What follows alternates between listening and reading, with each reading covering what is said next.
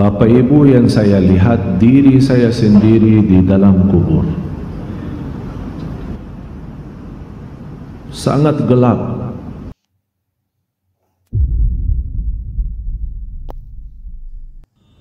Seorang ibu meninggal dunia. Biasa kalau kita mendengar berita ada orang meninggal dunia, karena kita semua akan menghadapi kematian. Tapi yang luar biasa, peristiwa yang terjadi saat dimakamkan. Anaknya menceritakan saat dimakamkan di antara kekuburan, begitu mendekati kuburan tempat ibunya, malah semua jamaah yang ada di saat itu sangat terasa harumannya kuburan itu. Harum sekali, keluar semacam wangi yang luar biasa, sampai orang pada pandangannya kepada yang lain. Barangkali di antara jamaah yang membawa wangi-wangian yang bagus, tapi ternyata tidak, mengalir dari bawah keluar, sampai ada yang malah melihat asap-asapnya. Bapak Ibu yang saya lihat diri saya sendiri di dalam kubur. Sangat gelap.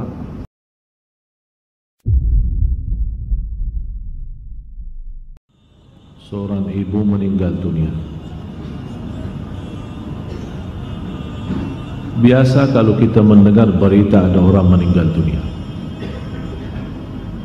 karena kita semua akan menghadapi kematian. Tapi yang luar biasa, peristiwa yang terjadi saat dimakamkan.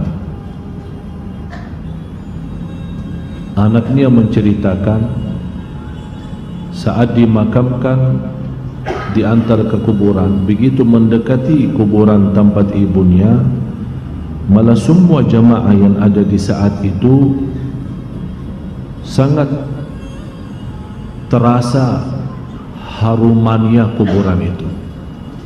Harum sekali, keluar semacam wangi yang luar biasa,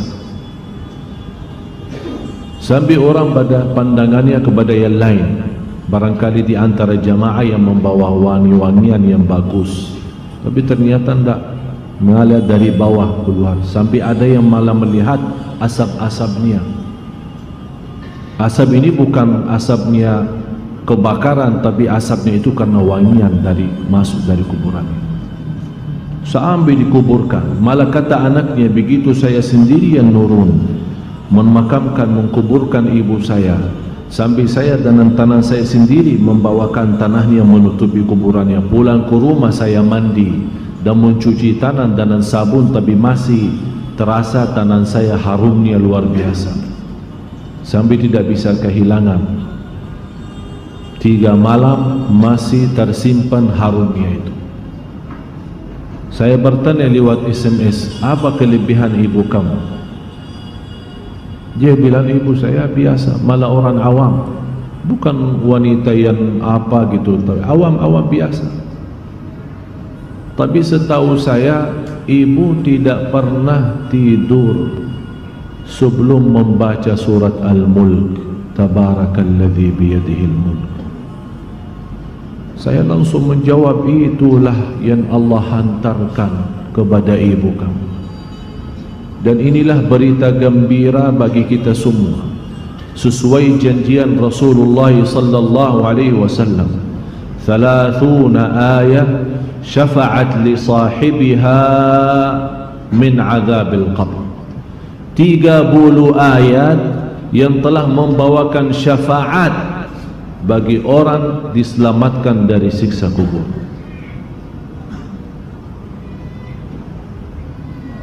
Dari situ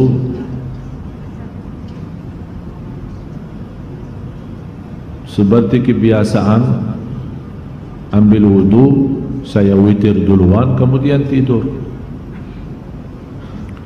Apa yang saya lihat dalam mimpi?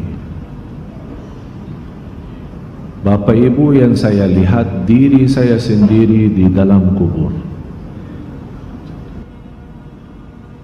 Sangat gelap, ngeri. Malah terasa seramnya luar biasa. Sampai tak bisa saya bayangkan di saat itu. Tapi tiba-tiba sampai saya di situ merasa ketakutan dan kesepian, muncul sebuah cahaya di dalam kubur sendiri itu. Dan saya berteriak, siapa kamu yang membawa cahaya itu? Dia langsung sendiri cahaya berkata, saya surat Al-Mulk. Tabarakalladzi biyadihi. Saya sendiri di malam itu tidak sempat membaca. Saya bangun kaget. Saya ambil wuduk lagi dan membaca surat Al-Mulk, baru saya tidur lagi. Saya memberikan nasihat kepada semua jemaah yang hadir. Tolong sampaikan pesan ini. Jangan tidur belum baca surat Tabarak, karena kita tidak tahu kapan saatnya menghadapi kematian. Bisa jadi itu tidur kita adalah tidur yang terakhir dari dunia ini. Mudah-mudahan dengan kita mengkhatamkan hari kita dengan membaca surat Al-Mulk, Allah ampuni segala dosa kita dan Allah harumkan kuburan kita menjadi taman dari taman surga.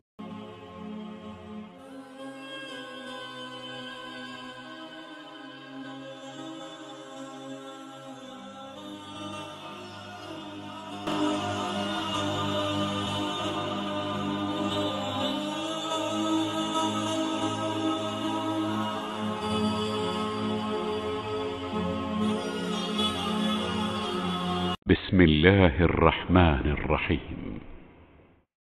تبارك الذي بيده الملك وهو على كل شيء قدير الذي خلق الموت والحياة ليبلوكم أيكم أحسن عملا وهو العزيز الغفور الذي خلق 7 سماوات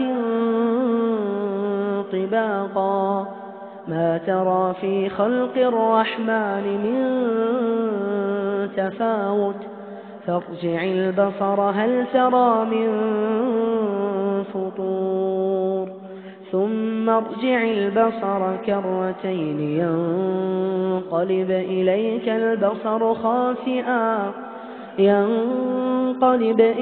البصر خاسئا وهو حسير ولقد زينا السماء الدنيا بمصابيح وجعلناها رجوما للشياطين وأعتدنا لهم عذاب السعير وللذين كفروا بربهم عذاب جهنم وبئس المصير إذا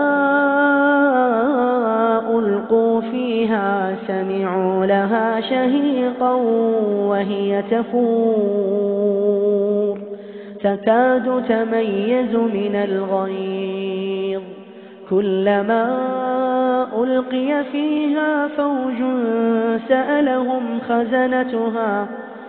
سألهم خزنتها ألم يأتكم نذير قالوا بلى قد جاءنا نذير فكذبنا وقلنا ما نزل الله من شيء إن أنتم إلا في ضلال كبير وقالوا لو كنا نسمع أو نعقل ما كنا في أصحاب السعير فاعترفوا بذنبهم فسحقا لأصحاب السعير إن الذين يخشون ربهم بالغيب لهم مغفرة وأجر كبير وأسروا قولكم أو اجهروا به إنه عليم بذات الصدور. ألا يعلم من خلق وهو اللطيف الخبير. هو الذي جعل لكم الأرض ذلولا فامشوا في مناكبها وكلوا من رزقه وإليه النشور. أأمنتم من في السماء أن يخسف بكم الأرض فإذا هي تمور، أم أمنتم من في السماء أن يرسل عليكم حاصبا فستعلمون كيف نذير. ولقد كذب الذين من قبلهم فكيف كان نكير. أولم يروا إلى الطير فوقهم صافات ويقبضن ما يمسكهن إلا الرحمن إنه بكل شيء بصير. أمن هذا الذي هو جند لكم ينصركم من دون الرحمن إن الكافرون إلا في غرور. أمن هذا الذي يرزقكم إن أمسك رزقه بل لجوا في عتو ونفور. أفمن يمشي مكبا على وجهه أهدى أمن يمشي سويا على صراط مستقيم. قل هو الذي أنشأكم وجعل لكم السمع والأبصار والأفئدة قليلا ما تشكرون.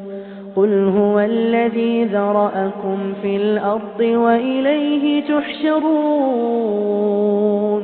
ويقولون متى هذا الوعد إن كنتم صادقين. قل إنما العلم عند الله وإنما أنا نذير مبين. فلما رأوه زلفة سيئت وجوه الذين كفروا وقيل هذا الذي كنتم به تدعون.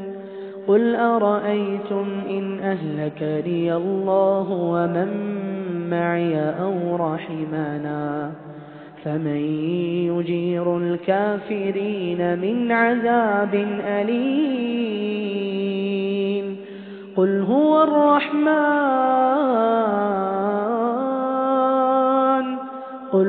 الرحمن آمنا به وعليه توكلنا فستعلمون من هو في ضلال مبين. قل أرأيتم إن أصبح ماؤكم غورا فمن يأتيكم بماء معين.